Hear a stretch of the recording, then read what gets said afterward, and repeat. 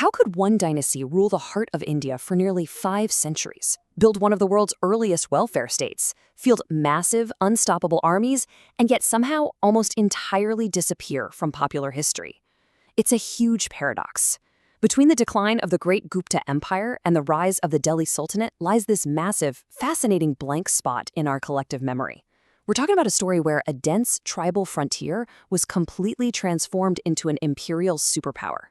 History is full of mysteries, for sure, but the erasure of this particular empire, it might just be one of the biggest we've got. Welcome to this explainer, where we are going to officially resurrect the incredible story of the Kalachuris of Chedi. We're taking a deep dive into a highly advanced, sophisticated civilization that has been unfairly hidden away in the footnotes of Indian history. And we aren't just going to look at dry dates and battles today either. We're going to see exactly how this society engineered a massive monetary revolution, pioneered early public health care, and absolutely mastered the sacred geometry of stone. Part 1. The Forgotten Empire. So our story kicks off in the Dahala region. Think of this area as a dense, heavily forested transit zone, sitting right between the major powers of the north and the south. The Kalachuris boldly stepped in and turned this wild frontier into a sovereign center. Now, to establish their legitimacy among the various Rajput clans, they actually started by claiming a mythological descent from the Lunar Dynasty and the ancient Haihaya clan. Historically speaking, though, we first spot them around 550 CE under King Krishna Raja, who was issuing silver coins over in western India. They eventually get displaced and migrate eastward under King Valmaraja. But the true turning point, the real start of their golden age, comes in 850 CE. A brilliant strategist named Kokalla I establishes their imperial capital at Tripuri, which is near modern-day Jabalpur. He acted as the ultimate kingmaker, securing his borders through some incredibly clever matrimonial alliances with the powerful Rashtrakutas down south. He basically turned Tripuri into a vital, highly independent buffer state. Part 2. Rise to Imperial Power. With that capital fully secure, the Kalachuris didn't just sit back and relax. They produced some absolute titans who shaped the entire era. First up is Vikramaditya I. He was fiercely known as the Serpent of Ujjain, but he wasn't just a warrior.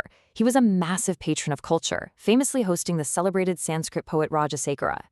Then we have Gangeyadeva, who took on the legendary title Vikramaditya and completely revolutionized the region's economy. And finally, we reach the absolute apex of their power with Lakshmi-Karna. Backed up by the famous Varanasi copperplate inscription, historians literally call this guy the Napoleon of the Kalachuris. He didn't just defend his territory, he swept across the subcontinent, defeating kings in Bengal, the south and central India. This earned him the massive title Lord of the Three Kalingas. So you're probably wondering, how on earth did Lakshmi-Karna pull off these Napoleon-style conquests? Well, the answer actually lies in their geography. The Kalachuris held a strict monopoly over something called Gaja Shakti, war elephants. Just imagine the sheer visual and auditory terror of a massive elephant corps charging straight out of the dense Amarkantak forests. In the rugged, hilly, heavily jungled terrains of central India, your standard heavy cavalry was pretty much useless. But elephants? They were the ultimate medieval tanks, easily capable of breaking enemy lines and clearing out forest paths. But here's the thing. You cannot feed and maintain a massive army of elephants with just ambition alone. You need cold, hard cash. And for nearly 300 years, North India had been suffering from what historians call monetary anemia. Basically, there were hardly any gold coins in circulation, so people had to rely on simple barter systems or really cheap base metals. That is, until Gangeyadeva stepped up and initiated a total monetary revolution. He started minting these beautiful gold coins featuring a seated goddess Lakshmi. And what's incredibly amazing here is the pure pragmatism. The Kalachuris were fiercely Shaivite. They worshipped Lord Shiva. But they deliberately put a Vaishnavite goddess of wealth on their money. Why? Because they knew that international merchants, all the way from Baghdad to South India, already trusted that specific iconography. This booming, clever economy allowed them to maintain a standing professional army paid in actual gold, rather than just relying on medieval feudal land grants. Part 3. Wealth and welfare. Now, this incredible wealth didn't just fund their wars. On the domestic front, things were changing fast. Medieval history often sidelines women, but you absolutely cannot tell the Kalachuri story without talking about their queens. These royal women completely broke the medieval norms of the time. Queens like Nala Devi and Alhanada Devi weren't just decorative figures hanging out in the palace. They held independent privy pursie and maintained their very own administrative staffs. They acted as powerful regents and were massive independent patrons of civil infrastructure, commissioning spectacular temples and monasteries totally on their own terms. And this brilliant decentralization of power wasn't just for the royals, it went all the way down to the local villages through a system called the Panchakula. So while the emperor up in Tripuri was handling the big stuff like war and international diplomacy, the daily life of everyday citizens was managed by this committee of 5 local elders. It's actually very much like a modern panchayat. They collected local taxes, they maintained the temples, and they settled civil disputes. It goes to show that the Kalachuri state was this highly organized grassroots democracy functioning perfectly within a decentralized feudal system. But this was only the beginning. Perhaps their most jaw-dropping achievement is what they actually built in their capital. Let me spotlight some of these facts for you, because they are incredible. The Kalachuris heavily patronized a Shaiva ascetic sect known as the Mata Mayura, who established the Golraki Matha. Now, this wasn't just a residential university where thousands of students sat around learning logic and the Vedas. It was arguably one of the medieval world's earliest comprehensive welfare states. It featured arogyashalas, which were charitable hospitals staffed with specialized physicians. They had sutras, providing free meals to absolutely everyone regardless of their caste. And incredibly, they had prasushalas, dedicated public maternity homes, in the 11th century. Let that sink in. The queens who funded these initiatives were prioritizing public health care centuries ahead of the rest of the world. Part 4. Art, Architecture, and Geometry. What happened next completely changed central India's physical landscape, too, because this deep understanding of civic organization perfectly mirrored their physical world.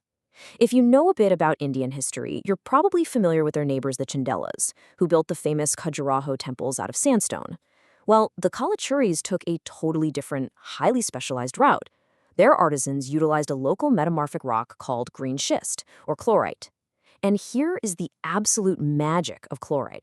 It is soft and super easy to carve when it's freshly quarried, but it undergoes a chemical process and hardens significantly once it's exposed to the air. This allowed the Kalachuri sculptors to achieve this breathtaking, filigree-like, waxy precision. They were carving intricate waistbands, hair arrangements, and incredibly sharp facial expressions that simply were not possible with coarser sandstone. They also completely reimagined the very shape of the temple itself. They moved away from standard rectangles to master something called the hypatheral design. This is a rare architectural term that basically means roofless or open to the sky. Now, why on earth would you build a temple without a roof? Well, because it perfectly served that Madhya sect we talked about earlier, who were deeply involved in Tantric Shaivism. They required open skies to observe precise planetary alignments and astronomical phenomena during their sacred midnight rituals. And this specific temple, the Chausath Yogini Temple of Berdagat, stands today as the absolute pinnacle of this architectural genius. Picture this, a massive 116-foot circular enclosure completely open to the sky, mathematically housing 81 exquisite individual statues of yoginis and matrikas. Each and every statue is carved from that green schist, featuring astonishing anatomical precision. It isn't just a building, it is literally a masterclass in Sakta Tantric geometry preserved perfectly in stone. Part 5. The Kalachuri Legacy. So, after hundreds of years of dominance, what is their final footprint? Well, their legacy extends way, way beyond the battlefields. They acted as the primary engines of Sanskritization in central India, bridging the gap between tribal forest cultures and the broader Vedic landscape. They transformed a wild transit corridor into a thriving, dominant imperial hub. Academically speaking, they actually gifted historians the Kalchuri era calendar, starting in 248 CE, which serves as a vital chronological anchor for dating almost all medieval Central Indian inscriptions today. Their architectural innovations, like the triple shrine designs built by Lakshmi Karna, literally became the blueprints for later majestic temples in Odisha and Khajuraho. And of course, we can never forget that they gave us a working model of a benevolent welfare state, uniquely championed by empowered female leaders, which brings us perfectly back to our opening question. The Kalachuris demand our attention not just for their formidable elephant armies or their brilliant gold coins, but for the compassionate, and mathematically precise civilization they forged right in the heart of India. Empires are not remembered only because they conquered. They are remembered because they shaped civilizations. And in that grand story of human progress, the Kalachuris deserve far more attention than history has given them. It really makes you wonder, what other forgotten dynasties are hiding in plain sight, just waiting for us to uncover their incredible contributions to our modern world? If you enjoyed uncovering this massive historical blank spot with us, make sure to subscribe for more explainers on the forgotten dynasties of India.